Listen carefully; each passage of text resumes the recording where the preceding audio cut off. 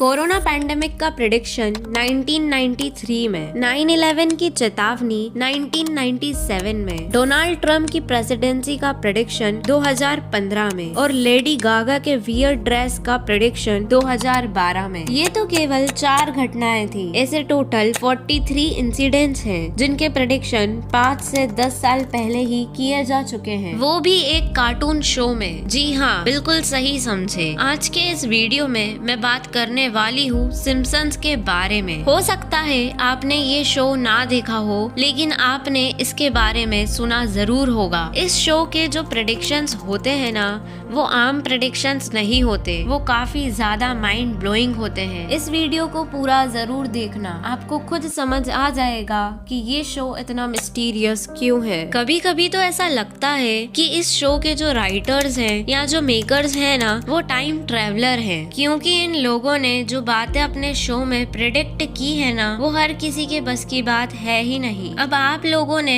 बहुत वीडियोस देखे होंगे सिम्पसन्स पे, सभी में यही बताया जाता है कि कौन सी घटना कौन से ईयर में घटी थी और सिम्पसन्स ने इसका प्रेडिक्शन कितने साल पहले कर दिया था। तो आज के इस वीडियो में हम ये जानेंगे कि कैसे द सिम्पसन्स ये खतरनाक प्रेडिक्शंस कर पाता है, इसके पीछे आखिर वजह क्या है। तो इस वीडियो को पूरा जरूर देखना, आपको बहुत सारे सवालों के जवाब मिल जाएंगे। सिम्पसन्स का एक एपिसोड है जहाँ पर ऐसा दिखाया जाता है कि एक ड्रैगन पूरी की पूरी सिटी को अपनी फायर ब्रिथ से, मतलब मुंह से निकलने वाली आग से तबाह कर रहा है। उस समय जिन लोगों ने सिम्पसन्स का एपिसोड देखा था, उनको नहीं मालूम था कि वो जो देख रहे हैं ना, वो एक फ्यूचर प्रेडिक्शन है और करीब 3 साल बाद सेम सीन रिक्रिएट होता है गेम ऑफ थ्रोन जैसी एपिक सीरीज के क्लाइमेक्स के रूप में। और उस क्लाइमेक्स को देखने के बाद लोगों को रियलाइज होता है कि भाई ये सब तो हम पहले ही देख चुके हैं और ऐसा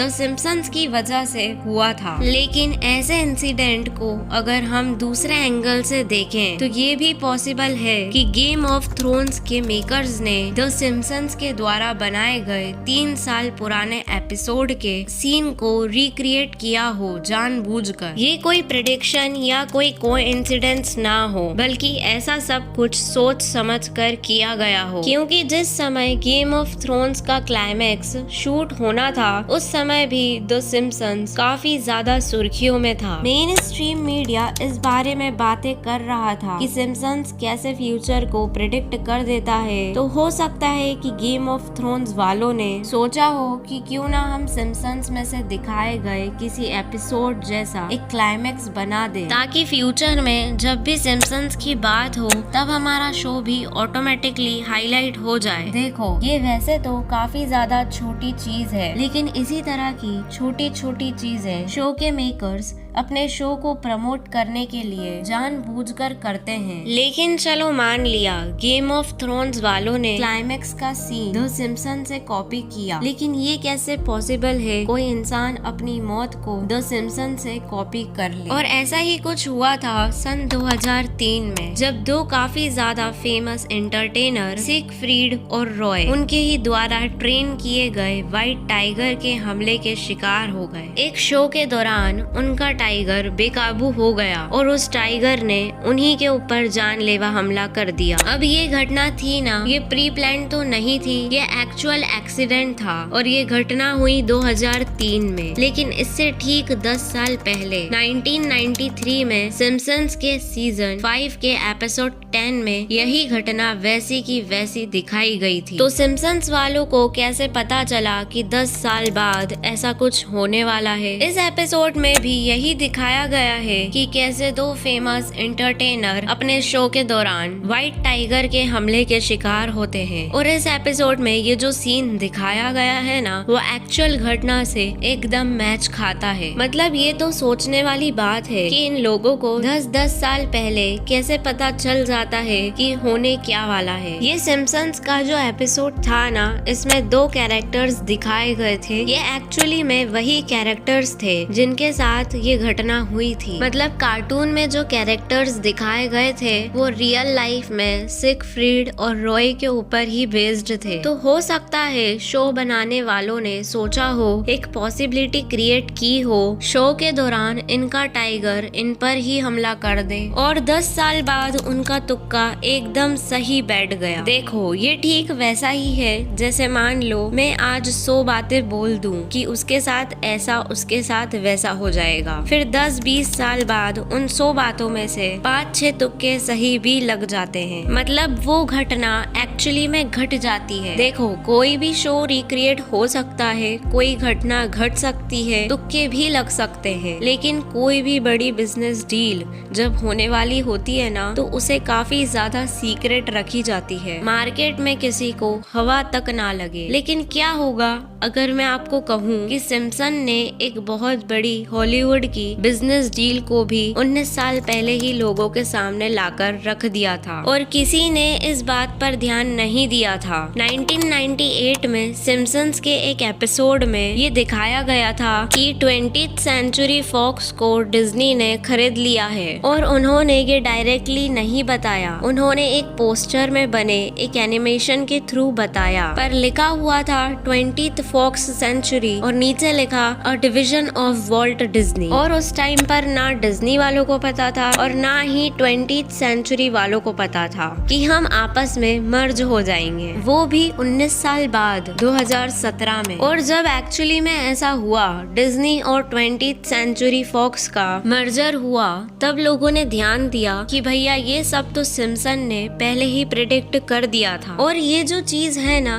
ये एक्चुअली में काफी ज्यादा वियर्ड है, लेकिन ये भी हो सकता है कि सिम्पसन के जो मेकर्स हैं उनकी पहचान काफी ज्यादा हो, उनको पता हो कि भविष्य में कौन सी डील हो सकती है और उन्होंने इसे कार्टून में दिखा दिया हो। लेकिन अब जरा इस बात पर गौर कीजिए कि एक कार्टून में इस बात को दिखाने का क्या फर्क पड़ेगा। मतलब अगर ये वो बात नहीं दिखाते तो भी सिम्पसन्स में कोई फर्क नहीं पड़ जाता, क्योंकि लोग यहाँ पर कोई इंफॉर्मेशन लेने या भविष्य की फ्यूचर डील्स के बारे में जानने के लिए तो नहीं आए थे। वो एक नॉर्मल सा कॉमेडी शो, एक कार्टून देख रहे थे। तो उस शो में अगर ये सारी डिटेल्स ना भी डाली जाती तो भी शो में खास फर्क नहीं पड़ता। लेकिन आखिर क्यों इतनी बारीक बारीक चीजें, इतने छोटे छोटे क्लू फ्यूचर के बारे में सिम्पसन्स ने दिए? अब देखो सिम्पसन्स जो है ना, वो 750 एपिसोड की एक काफी लंबी सीरीज है। तो मतलब आप समझ लो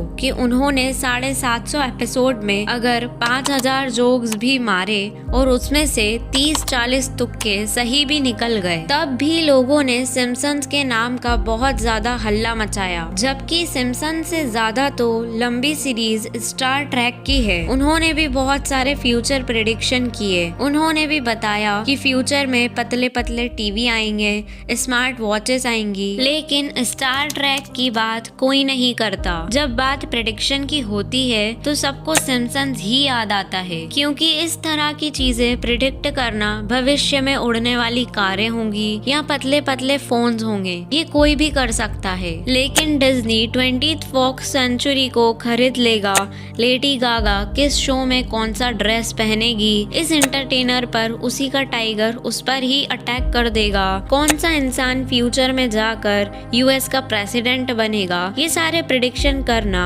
हर किसी के बस की बात नहीं है। देखो कोई भी सीरियल अगर लंबी है तो इसका मतलब ये नहीं है कि उसमें बताई गई चीजें भविष्य में सही हो जाएगी। सिम्पसन्स में ये जो प्रेडिक्शंस हो रही है ना, उसके पीछे वाकई में कुछ तो है। सिम्पसन ने स्पाइस स्कैंडल को एक्सपोज किया था 5 साल पहले, ट्रम्प प्रेसिडेंसी को गैस किया था 17 साल पहले, डिज्नी की बिजनेस डील को एक्सपोज किया था 19 साल पहले और स्टैच्यू ऑफ डेविड की सेंसरशिप को भी शो शो किया था 26 साल पहले। ये सब प्रेडिक्शंस क्या थे आप चाहो तो नेट पर डिटेल में सर्च कर सकते हो, लेकिन कोई आम इंसान इस तरह की प्रेडिक्शन नहीं कर सकता। और अब मैं आपको जो बताने जा रही हूँ वो तो और भी ज्यादा माइंड ब्लोइंग है। आपने गॉड पार्टिकल का नाम सुना होगा। 2012 में एक बहुत बड़ी खोज हुई थी। स्विट्जरलैंड के जिनेवा में CERN के साइंटिस्ट ने गॉड पार्टिकल को खोजा था। और ये जो गॉड पार्टिकल है ना, ये हमारे लिए यूनिवर्स के निर्माण को समझने की सबसे इम्पोर्टेंट चीज थी। ये जो गॉड पार्टिकल है ना,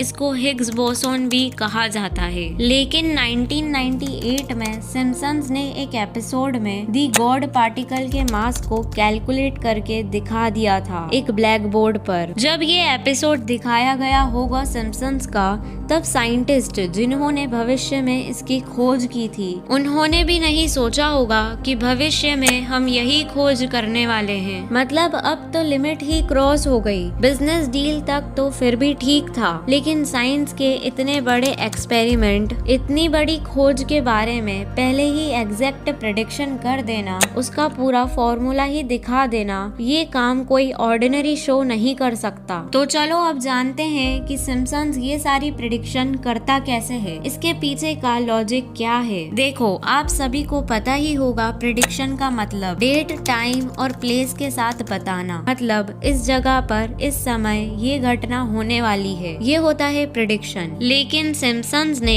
कभी भी कोई प्रेडिक्शन नहीं किया। उन्होंने कभी भी नहीं बताया कि हम जो घटना दिखाने वाले हैं वो कब, कहां और कैसे होने वाली है। उन्होंने लगाए बस तुक्के कि फ्यूचर में ये भी हो सकता है, वो भी हो सकता है। और तुक्के एक दो भी नहीं, बल्कि उन्होंने 1.5 लाख तुक्के लगाए। सिम्पसन्स के सारे एपिसोड में जितने भी जोक्स हैं जो फ्यूचर में होने वाली घटनाओं की ओर इशारा करते हैं, उनके टोटल नंबर 1.5 लाख से ज्यादा हैं। और इन सब में से जो घटनाएं एक्चुअली में घटी है, उनके नंबर्स ओनली 43 हैं। इस 43 में से भी 13 घटनाएं ऐसी हैं जिनको हो सकता है कि जानबूझकर रिक्रिएट किया हो, जैसे कि गेम ऑफ थ्रोन्स का क्लाइमेक्स वाला सीन। तो बच गए 30 ऐसे तुक्के जो 1.5 लाख में से सही बैठे। तो अब आप क्या कहोगे? एक्चुअली में सिम्पसन्स प्रेडिक्शन करता है? नहीं, सिम्पसन्स केवल एक गैस करता है कि फ्यूचर में क्या हो सकता है, और उनमें से कुछ चीजें सही भी हो जाती है। देखो, YouTube पर आपको ऐसे बहुत सारे वीडियोस मिल जाएंगे जिसमें सिम्पसन्स के मेकर्स को कोई टाइम ट्रेवलर बता रहा है तो कोई अंतर्यामी बता रहा है। लेकिन एक्चुअली में जो लॉजिक था वो आज के इस वीडियो में हमने आपको बता दिया। तो ये था आज का वीडियो। कमेंट करके जरूर बता देना वीडियो कैसा लगा, और ऐसे ही वीडियो के लिए चैनल को सब्सक्राइब जरूर कर लेना। मिलते हैं नेक्स्ट वीडियो में।